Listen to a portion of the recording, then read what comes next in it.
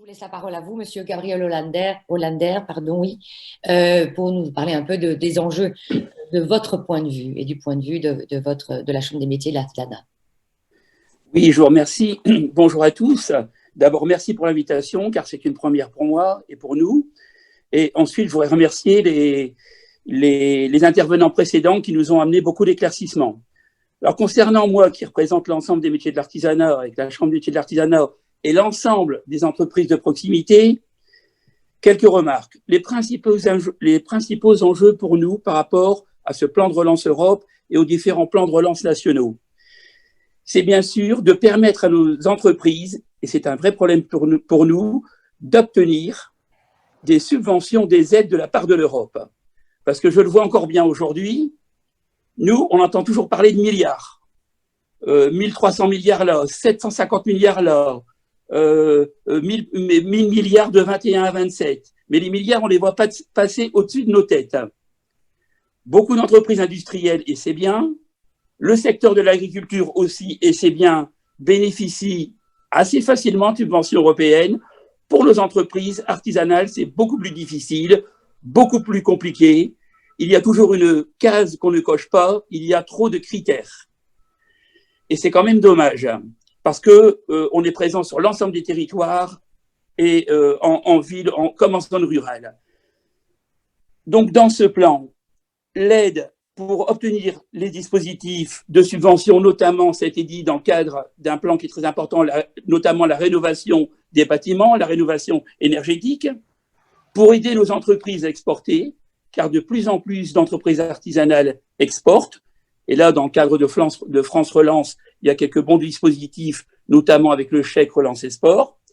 Sujet important pour nous aussi, c'est la mobilité de nos jeunes, car si avant, c'était surtout dans l'enseignement supérieur où les jeunes avaient des mobilités à l'étranger, notamment en Europe, de plus en plus de nos apprentis ont besoin de mobilité extérieure. D'autant plus que maintenant, nous formons nous aussi jusqu'à Bac+3 et bientôt jusqu'à Bac+5 et même le niveau d'ingénieur.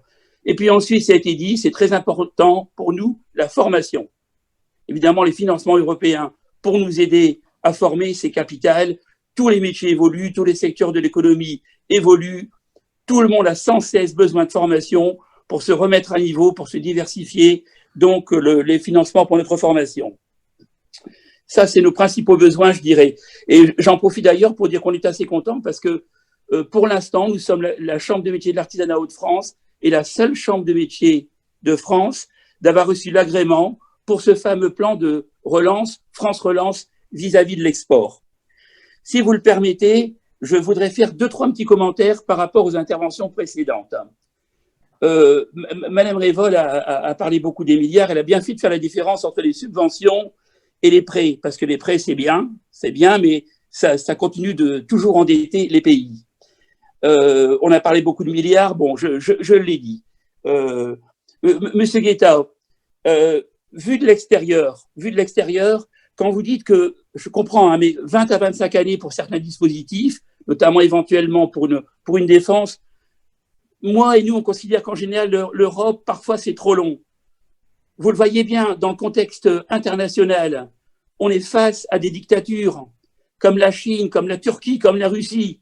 Et nous, le temps qu'on se mette d'accord, le temps qu'on met des dispositifs qui sont vraiment utiles, ça prend trop de temps. Je pense qu'il faudrait un peu plus de volonté politique et de comportement peut-être un peu plus offensif. Puis je partage les inquiétudes qui ont été dites quand je vois le temps qu'il a fallu pour se mettre d'accord sur ce budget de relance de 750 milliards, où il y avait l'ensemble des pays, emmenés par la France et l'Allemagne, et où on parlait à cette époque-là de pays frugaux, notamment du nord de l'Europe. Aujourd'hui, en tout cas hier soir, il y avait un Conseil européen hier, le budget n'était toujours pas voté, par rapport notamment à l'Hongrie, la Pologne, maintenant rejoint par la Slovénie. Là aussi, je vous fais part là de mes inquiétudes. Je ne voudrais pas être trop long. Je suis pro-européen, l'Europe s'améliore, ça va dans le bon sens. Mais pour moi, nous souffrons quand même beaucoup de trop de complexité. Il faudrait simplifier de nombreux dispositifs. J'insiste beaucoup aussi sur la coopération, la coordination et la communication. Je crois que c'est 3 mots extrêmement importants. Il n'y a pas très longtemps, dans le hall du siège du conseil régional à Lille, il y avait une très belle exposition qui valait tous les discours, avec des très belles photos de réalisations qui avaient pu être faites grâce au financement européen.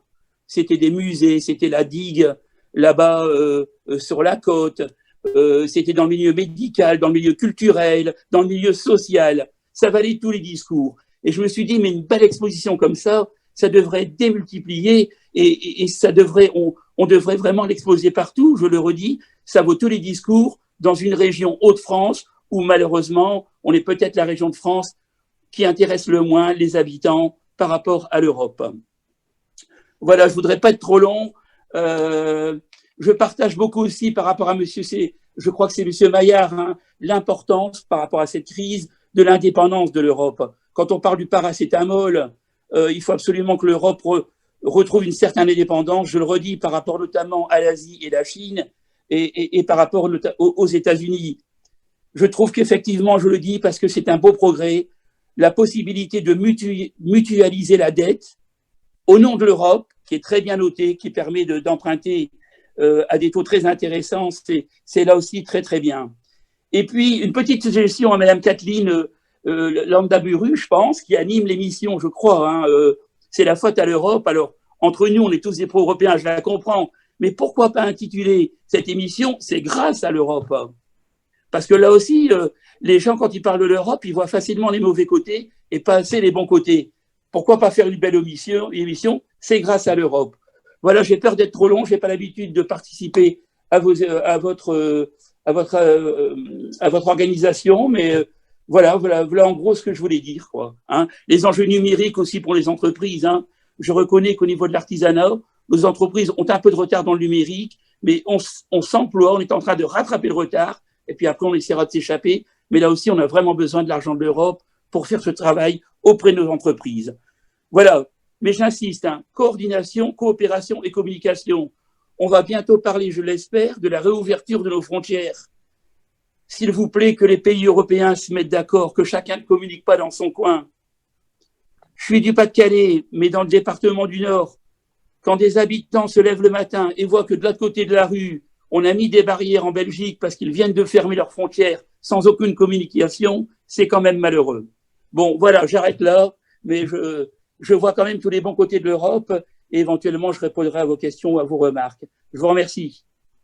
Merci beaucoup, Monsieur Hollander. Alors, pour répondre, moi, je peux vous répondre vite à votre question. La faute à l'Europe, pourquoi? Parce que dans les États membres, et particulièrement en France, on a quand même tendance à dire que c'est toujours la faute Oui. à Bruxelles, et vous m'excusez cette faute elle est volontaire. On a toujours tendance à dire, hein, et les Français, souvent, les gouvernements disent, ah, ça c'est la faute à l'Europe quand c'est pas bien digéré. Et puis, quand il y a quelque chose de bien, ah oui, ça c'est nous. Donc, ils avaient tendance à retirer la couverture à eux. Donc, c'était un peu ironique, le titre. Et vous avez raison sur le fond. C'est quand même un petit peu l'objectif de notre émission. Enfin, voilà. Ouais, j'avais bien compris le côté ironique, hein, excusez-moi, j'avais bien compris le côté ironique, hein, mais en termes de com. Et donc,